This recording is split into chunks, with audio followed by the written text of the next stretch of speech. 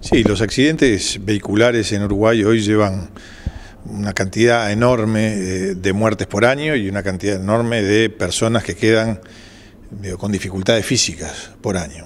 Es una de las complicaciones más grandes que tiene el Uruguay. Hoy estamos votando una serie de normas para intentar mitigar este flagelo que castiga a tantos uruguayos. Bueno, hay algunas normas que serán aplicables inmediatamente. Por supuesto que los temas de casco, los temas de visibilidad de las personas que van en bicicleta o en motocicleta, el uso de cinturones de seguridad, el que los nuevos vehículos tengan algunos elementos, los nuevos vehículos que se comercialicen, tengan algunos elementos fundamentales como frenos ABS o airbags, por supuesto que cinturones de seguridad. Bueno, elementos que hacen a la seguridad, que hacen que viajar en vehículo pueda ser un poco más seguro que ahora. Hay una norma que es la más discutida, que es la norma que dice que en los transportes interdepartamentales de gran volumen, digamos, los ómnibus, tenga que usarse cinturón de seguridad y que no puede ir nadie parado. Bueno, hoy esa norma sería difícil de aplicar y uno piensa en la cantidad de ómnibus que van levantando gente por el camino, que levantan maestras, que levantan policías, que a veces van llenos y va a ser bien difícil decirle a la gente no pueden subir y arréglense como puedan. Entonces le estamos dando al Poder Ejecutivo la facilidad de fijar un plazo para poder reglamentar y para que esta norma pueda ser aplicable. Hoy decimos claramente hoy no es aplicable porque las empresas de transporte carretero tendrían que tener mucho más ómnibus, eso encarecería todo y lleva un tiempo poder aplicarlo. Así que, ¿qué pasaría con los micros y fundamentalmente aquellos que transportan escolares? Y bueno, tienen que ir con cinturón de seguridad, sin lugar a ninguna duda, los que transportan escolares sin duda. Para aquellos de transporte interdepartamental la norma se va a aplicar con más lentitud. Pero el objetivo es disminuir la cantidad de accidentes que existen y sobre todo disminuir las consecuencias de los accidentes. Cuando uno viaja en un vehículo inseguro, cuando uno ve en todo el país la enorme cantidad de motos, de motocicletas que hay en el interior es impresionante y también ve la cantidad de accidentes que hay. Entonces tenemos que tratar de reglamentar para disminuir esa causa de invalidez, de muerte y de perjuicios grandes para la salud de la gente. Tenemos un problema. Vehículos que no tienen las normas para entrar en Europa son los vehículos que están llegando acá, es decir, que le falta seguridad indudablemente. Sin duda, en el mundo, en muchísimos lugares del mundo ya el ABS, el airbag, los cinturones de seguridad son absolutamente obligatorios. Esos mismos vehículos que se hacen con esos elementos para otras partes del mundo llegan acá sin esa necesidad. Así que, bueno, tenemos que empezar a pensar mucho más que en la cantidad de vehículos que se venden, en la vida de nuestra gente que anda en esos vehículos. Pasemos a un tema que está en el tapete, que es el tema de la educación. Bueno, la educación está muy mal, lo hemos dicho, la educación pública uruguaya está muy mal. Es ahí donde tenemos que poner los mayores esfuerzos. Es ahí donde lamentablemente se ven las mayores diferencias entre los que pueden tener buena educación y los que no pueden tener buena educación. El otro día yo fui a una conferencia que daba el rector de la ORT, el doctor Jorge Grunberg, y decía una cosa que impactaba. Un niño nacido en el interior de la República, en el quintil más pobre de la población, es decir, en el 20% de menos recursos, tiene más posibilidades de jugar en la selección uruguaya de fútbol que de terminar una carrera universitaria. Entonces, eso es bien complejo, sobre todo en un mundo en que el conocimiento es el que da las posibilidades.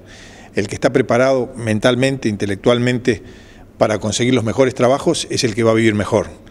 Y por lo tanto la obligación de los gobiernos es dar igualdad de oportunidades. Yo creo que el objetivo de un gobierno no tiene que ser que todos ganen lo mismo, que todos sean iguales. El objetivo de un gobierno debe ser que todos tengan las mismas oportunidades. Ese es el norte que tenemos que fijarnos. Y hoy, con la educación pública que está dando el país, con las diferencias inclusive de educación pública entre distintos lugares del país, no todos tienen las mismas oportunidades. Es bien evidente que con esta educación, digamos, la separación entre los que más tienen y los que tienen menos va a ir creciendo.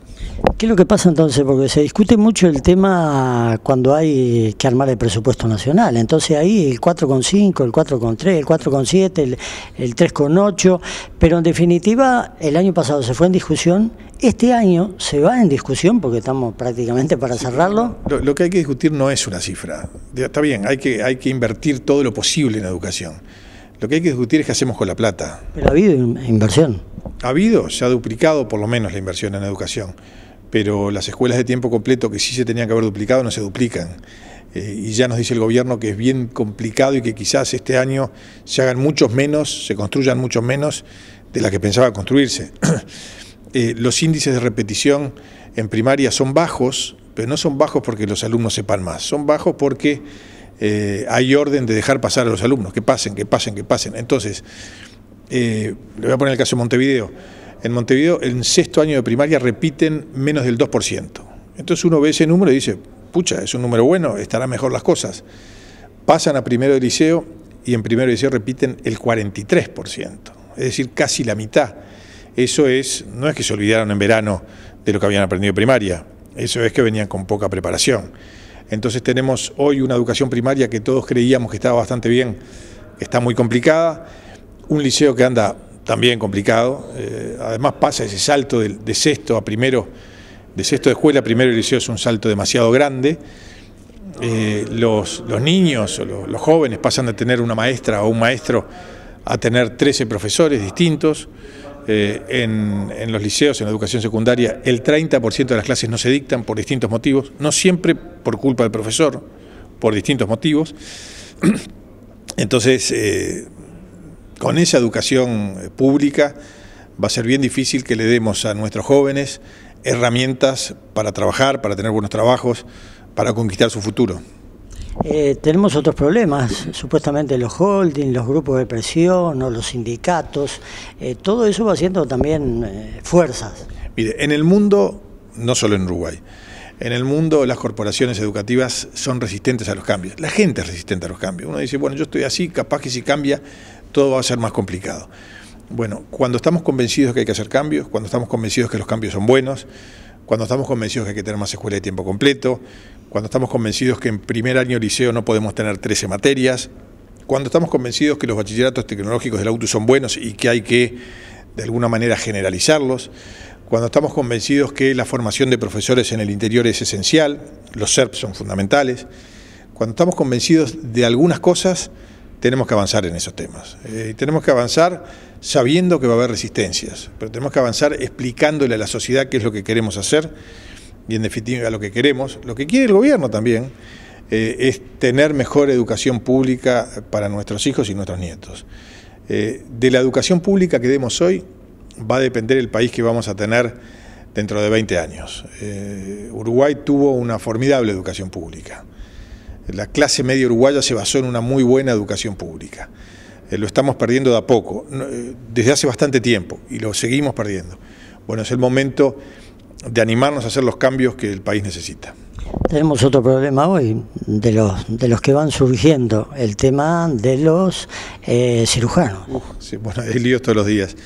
Hay que llegar a un acuerdo, es evidente que los cirujanos están pidiendo algunas cosas que está bien, pero es evidente que aquí tenemos que enfocar en la salud de los que tienen menos. Estamos hablando de la salud pública uruguaya, que ha disminuido en la cantidad de personas que se atienden en salud pública, ACES, los hospitales públicos, pero normalmente los que van a los hospitales públicos en Uruguay son los que tienen menos posibilidades.